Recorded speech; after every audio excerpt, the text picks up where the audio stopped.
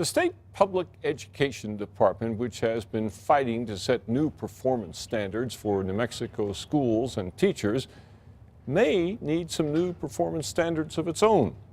News 13 has discovered that the PED made a major mistake that would embarrass a lot of school kids. On tonight's special assignment, Katie Kim reports this mistake has hurt school kids across the state.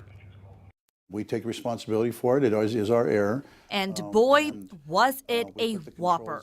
From Rio Rancho to Roswell, a big mistake by the state has and will cost districts and taxpayers big bucks. Classrooms across New Mexico are feeling it, from cutting teachers to slashing programs for the neediest students. When I first reported it, the response was no way. And I said, well, I think you better look. Every year, the state public education department gives money to each district or charter school based on the number of their students who live in poverty, who don't speak English, or who drop in and out of school. This year, the numbers just didn't add up. It could have happened to anybody. But huge impacts. Huge impacts. Magdalena Superintendent Mike Chambers raised the red flag in February. The money for at-risk students was very low.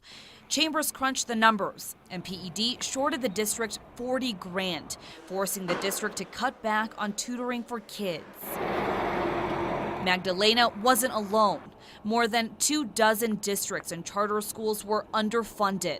Roswell lost $180 grand. Moriarty was out on $70,000. Here in Los Lunas, district officials estimate PED shorted them up to $400,000. They say with that money, they could have hired back 6 to 7 teachers. PED claims Los Lunas only lost out on $182 grand. But the fact is, the agency underpaid 25 charter schools and districts more than $830,000.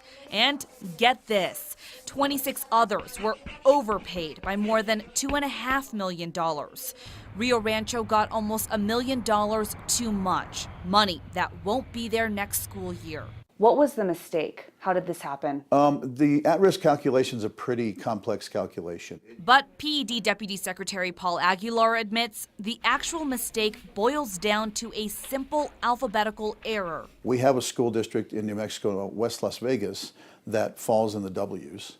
The way that we receive the data from the federal government is they code it as Las Vegas West. Meaning every school and district listed below Las Vegas on that list was off by one line, and no one caught it. Easy to understand how the error occurred. My disappointment is that we are sitting here 2 months later and still not taken care of. PED claims it waited until the end of the school year to see if the agency would have enough money to pay districts back. Turns out, it will. The shorted schools and districts will be reimbursed by next month. Those that were overpaid do not have to give that money back.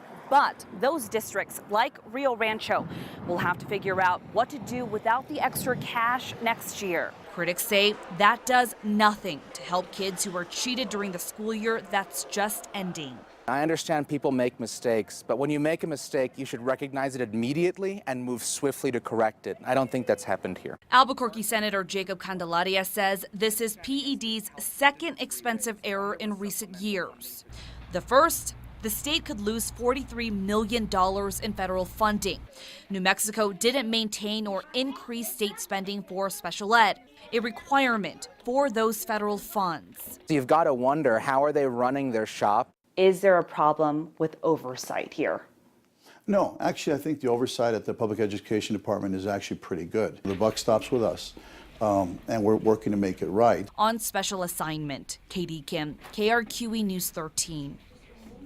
And the feds still have not decided if the state will get that $43 million in special education funding back. All right.